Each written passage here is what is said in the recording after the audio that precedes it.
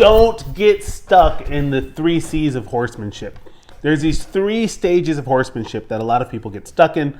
Most people actually keep going around and around in this cycle over and over again, never seeing changes with their horses. Now, there are some people who break out of that cycle and become the best horsemen for both them and their horses. So there's these 3 C's that most people get stuck in. Number 1 is celebration, right? Like you get a horse, it's so much fun. Like you're excited, you have all these plans. You're maybe, buying a new saddle pad or halter or whatever. You're excited, okay? The celebration of having a horse, especially if it's your first horse. Maybe you had a friend who got you into horses. They have a horse, and now you're finally getting your own horse. Like there's so much excitement that goes there. The second C though is confusion, because typically what happens is the image that you had in mind for how owning a horse would look versus what it really is, they don't really line up. A lot of times most people end up finding like, oh, I'm struggling with my horse. Or maybe my horse has a challenge, whether it's a health challenge, a physical challenge, a emotional challenge, whatever it is, right? And so, owning horses isn't just a walk in the park. It's not just smelling the roses all the time. There's challenges that are part of horsemanship. And so that can be confusing, again, because it doesn't match up, like where it is doesn't match up to what you thought it would look like. And that last C is what I call crisis, where typically there becomes like this point in time where things just go wrong, like really, really wrong.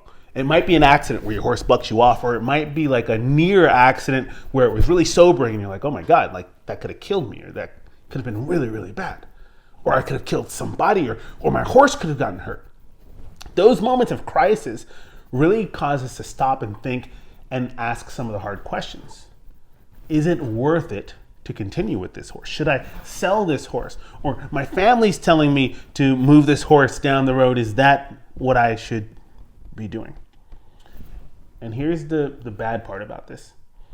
Is at the moment of crisis, what happens is for most people, and you guys, I'm sure a lot of people listening can relate to this or have seen this.